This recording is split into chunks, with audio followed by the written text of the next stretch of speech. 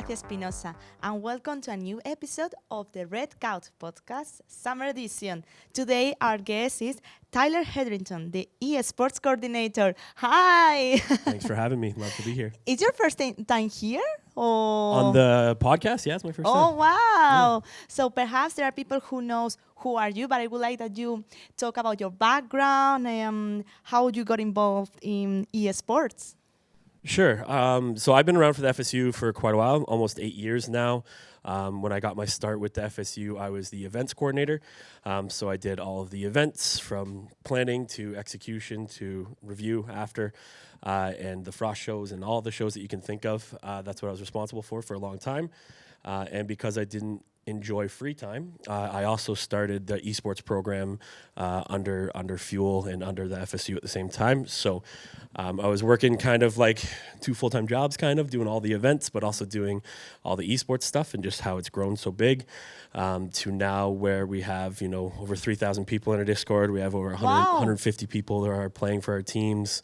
So esports grew so big within the FSU that eventually it was just like, all right, Tyler, this is now your full-time job. And that's why the FSU was really great to support the program and to create a job that was solely just for esports. So all of them are students of Fanshawe, or some of them are students? alumni, some of them alumni, but a lot of them are current students. And it's a great way to connect with the gaming student base that we have here, because it could be students who are at Woodstock, people who are downtown, people who are south, people who are at the Oxford campus. So it's really great that we have that Discord for all the gamers to connect. And it's awesome. I didn't expect we will have many people involved in Fuel. So obviously, what inspired you to start the Fanshawe Ultimate eSports League shortly after joining FSU? Yeah, so that moniker was actually part of the birth of Fuel. We've kind of retired the wording there of Fanshawe Ultimate Esports League. It started off as just Monday night tournaments,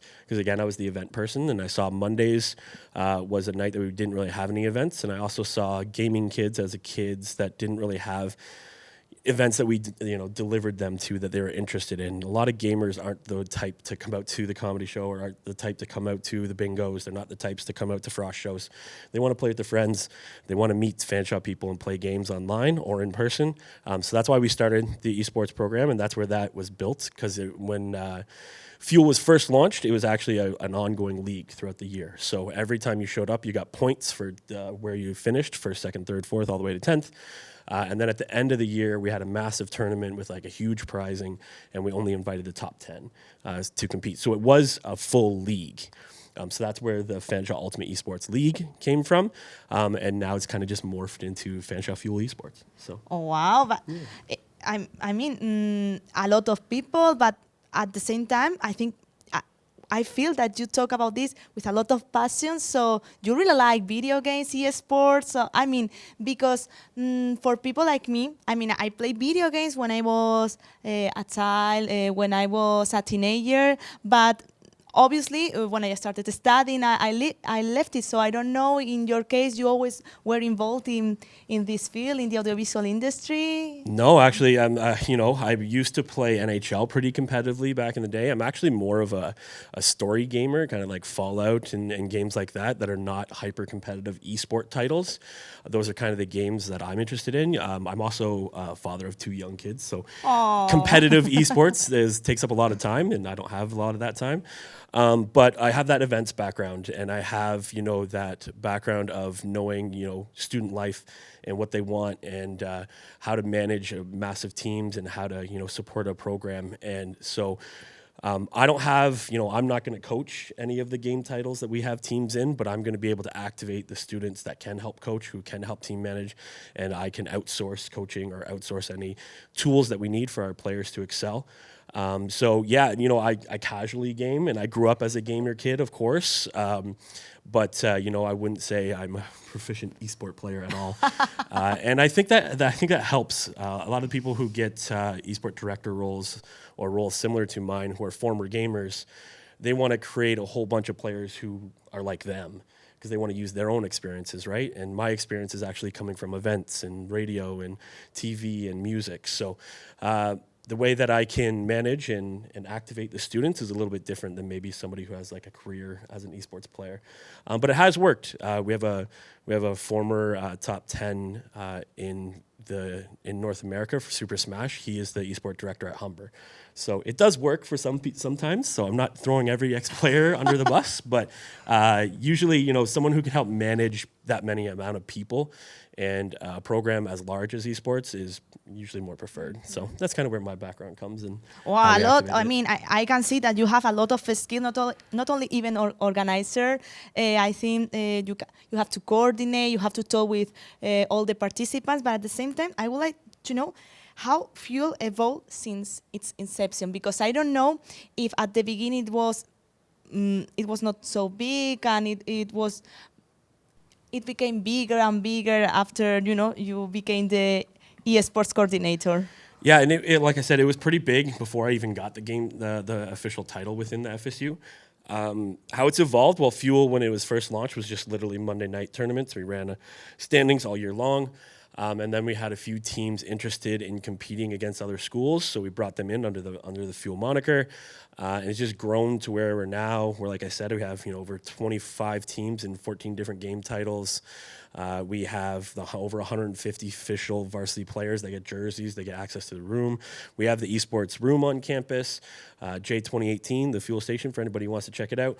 The evolution from just Monday night tournaments where we're borrowing TVs from media services to what we're doing now is just, it's night and day.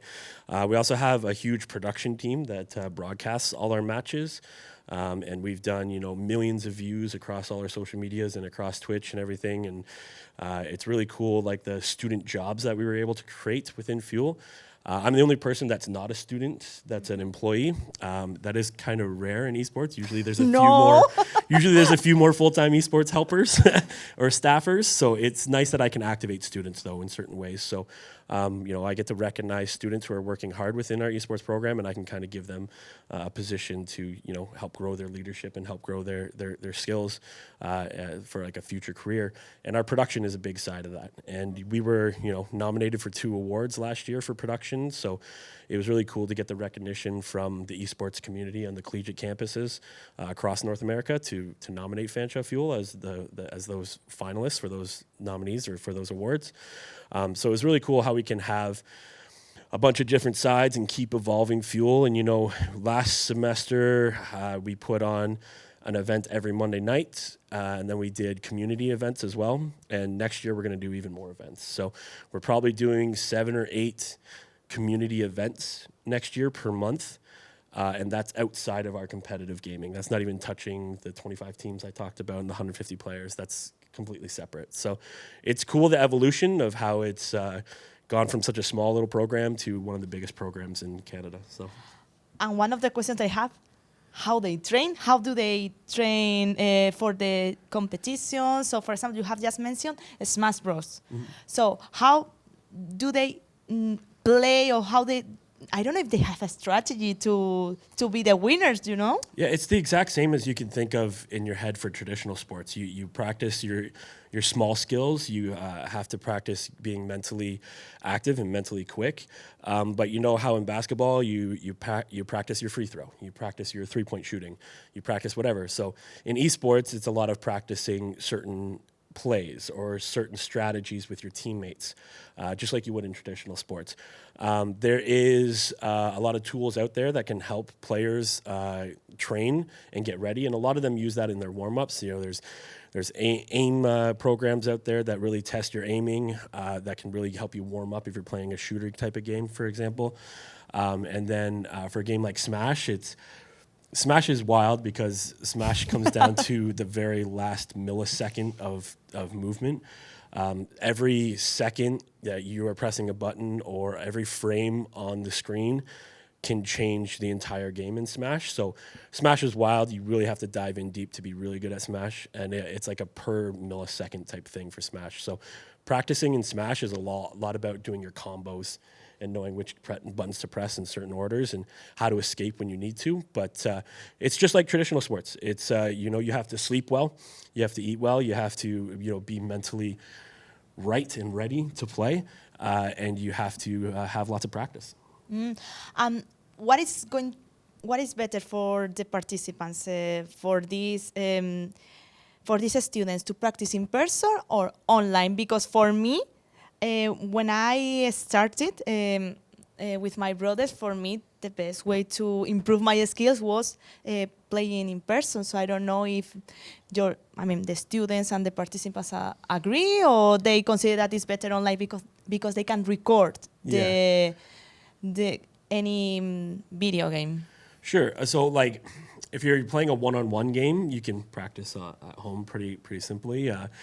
Nothing beats practice in person when you can actually look at your teammate in the eye and make calls and makes plays. You know, you're playing on a computer, but you're still across from your teammate, and you are wearing headphones and you're communicating through the headphones.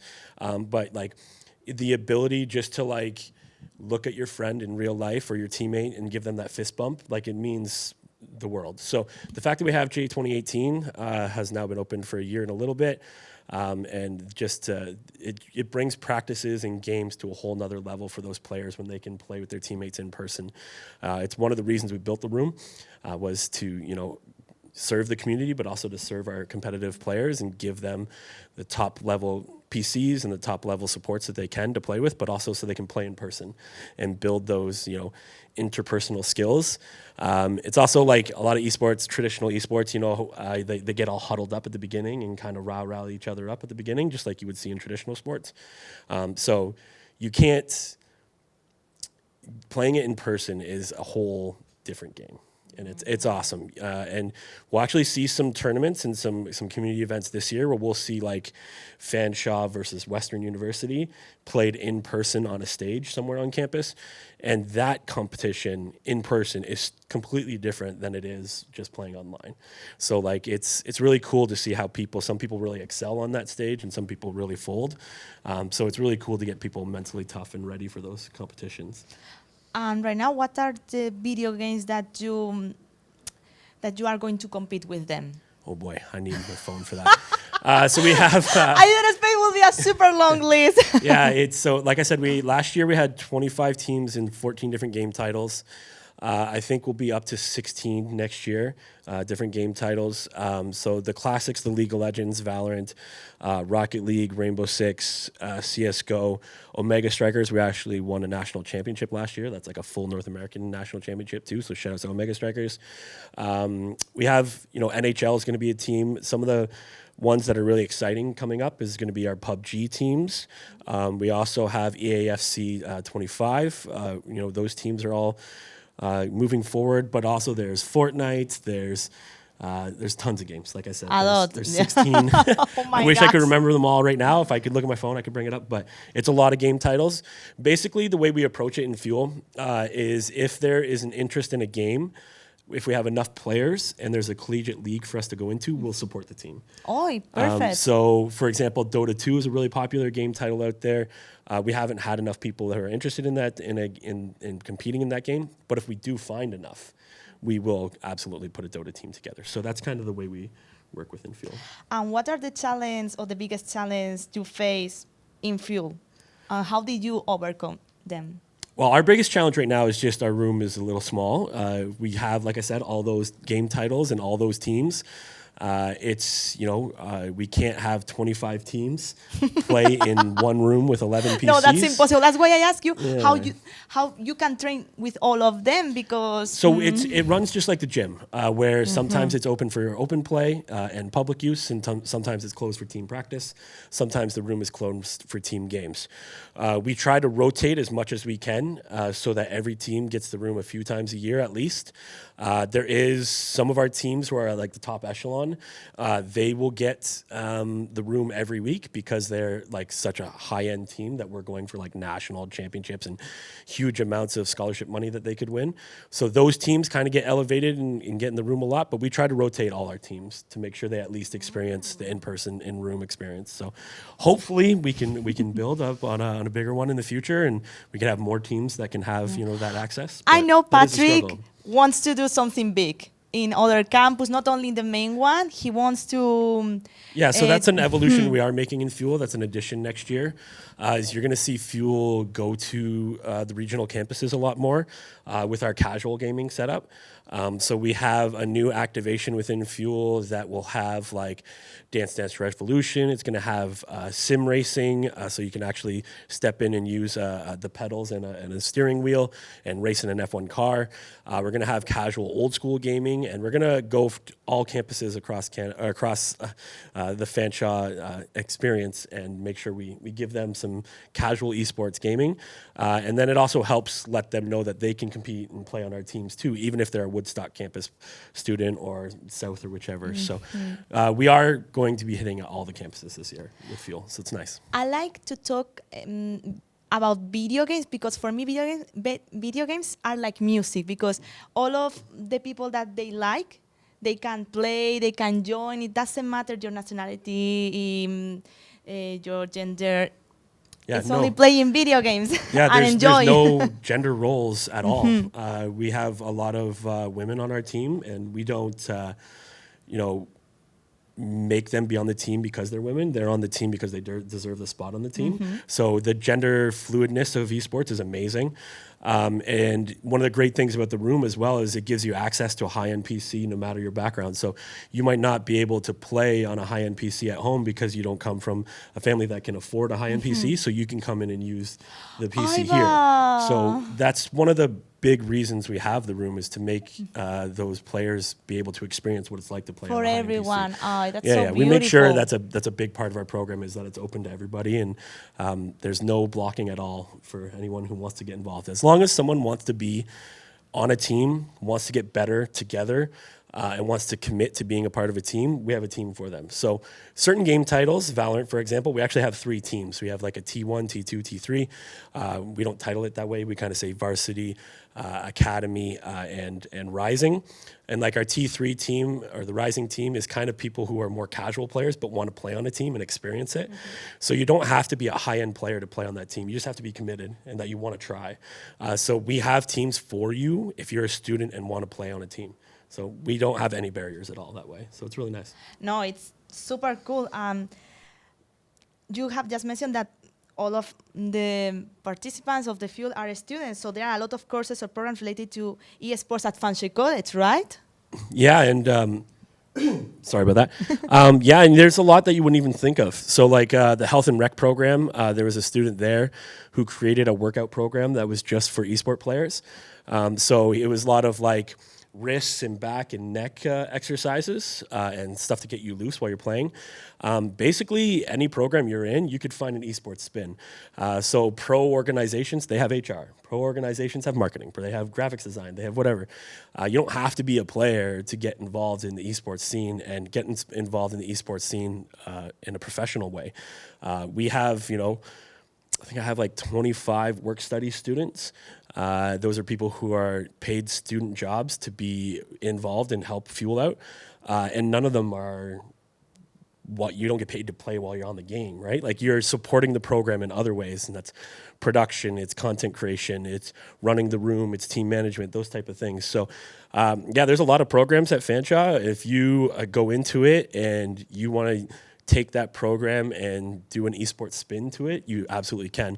There's people taking the sports management program who want to be esport team managers.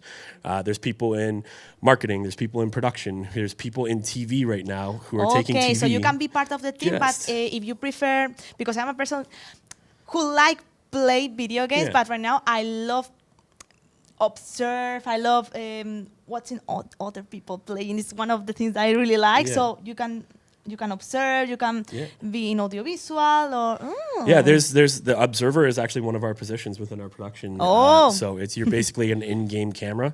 And then we have casters and color casters as well. And you don't have to be an expert on the game to be in those jobs, but you just have to have the want to learn and get better at it. So that's what we do. And there are a lot of events, but I would like to know how people can know that this is, to train or for a competition, and this one is for everyone. I don't know how you distinguish or different that the events that you organize, or Yeah, so I guess most people who are involved in esports understand the lingo. When we are running a tournament, it's some high-end players and competitive players are going to show up, but there's going to be a lot of casual players as well. So those tournaments are open to absolutely everybody. Only the ones that are super hyper competitive are going to be the people who want to be on our top end teams. So they're going to know, hey, I want to apply and try out for the top end team. So at the end of August and the start of September, we have tryouts for our teams. So we know that players who are into the tryouts are here for that reason. And this is a question related to the future of esports, because what trends do you see in the industry, and how is Fanshawe College adapting to these new trends? Sure. So we're heavily involved with Esport Canada Post-Secondary. I'm actually the chair of that. It's a non-for-profit that's working on esports across Canada. And we have a group of people who have my position who have come together to elevate esports across Canada for the collegiate scene. So one of the things that's really been great lately is we do a Canadian National Championship every November during American Thanksgiving, because all of our leagues take the week off for holidays for the American schools. So we all get together and just have a big, huge Canadian tournament. So we always find the best in Canada early on in the year in November. And then it's just helping elevate esports on programs and get acceptance. One of the great things that Fanshawe and the FSU is the acceptance of esports. A lot of schools, it still has a big hill to climb to get the acceptance of esports being a real thing, being something that's worth investing in, something that's true student life. It's not the traditional sports, and traditional sports have hundreds of years of history. Esports is still in its infancy. It's still in like the first 10, 12 years of what esports really is. So it's still figuring out what it is. Baseball and basketball and those type of things, they have hundreds of years of history, right? It's getting some people across Canada to really accept esports and in a serious way, as it's not just some gamers in the basement drinking Red Bull till 4 a.m. That's not what it is. Our competitive teams are not that at all. But it's changing people's image of that's what a gamer is to what it is truly. You are doing a very good job, so I think you are going to change the mind of a lot of people. What advice would you give students or young professionals aspiring to enter the esports?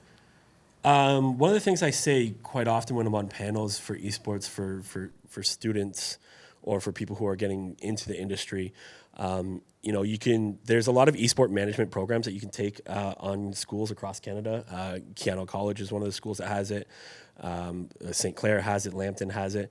I would actually push people to go get a degree in something that's not esports focused and find a way to adapt that to esports. So go through the production program, go through the broadcasting program, go through graphics design, marketing, whichever. If you're able to market bread, you will be able to market esports. So when you're in that class and when you're having to do a redesign of a bread logo, you can use that later when you're rebranding an esports logo. Go get a good degree, volunteer, get involved with esports on campuses, whichever school you're at. There's always a place for volunteerism in esports and helping out programs. And at Fanshawe, we're really lucky that we have a lot of student jobs as well, so you can do that. But get a degree in something that really interests you, and then find a way to adapt that to esports in the future. I think it's one of the best advices that I heard, because sometimes when we see an influencer, I want to be like that person, but we don't know if you are going to be like that influencer. So go ahead with your studies, with your program, and choose one that you can align with your hobbies at the same time. I think it's very good advice. Have a team behind them. They have somebody of who course, does their and people don't marketing. see that. Yeah. And that's it's kind of a weird esports job, but that's an esports job right now, is just supporting influencers. And most people want to get involved with teams right away, because that's It's like when you're in hockey. If you're enjoyed in hockey, you want to work in the NHL. If you're an esports player, you want to play in the top leagues for the game that you're interested in. But to get a career, you got to try to like get with influencers, and you get with a lot of teams that are pro teams. When you work for those pro teams, they also have influencers within their pro team. So then your job is to support them as much as it is the actual team that's competing. So it's an interesting world. And like I said, it's still in its infancy. We're still figuring it out in esports. So it's an exciting time to get into it. Still laying bricks and building it. So. My last question is, how can students or community members learn more about and get involved with Fuel? The easiest thing to do to get involved with Fuel is just to join the Discord, discord.com or FSU.ca. Yeah, go to the Discord. FSU.ca Yeah. and search Fuel. Yeah, and the actual direct address, and hopefully they put it up right here. That'll be someone's job. FSU.ca/Discord. That's the best way to join the community. You join the community, you accept all the rules that you're interested in, that interest you, and then you're automatically connected with Fanshawe students who have the same interests as you. So that's the best way. Thank you so much, Tyler. Thank you. And thank you so much for listening to another episode of the Red Couch Podcast Summer Edition. You know that you can catch up with every episode on our website or wherever you get your podcast. It's like Apple, Google, yeah. And of course, if you watch few episodes on YouTube, you can see these beautiful faces. And subscribe to our newsletter for the Interrobank and Gracia Espinosa.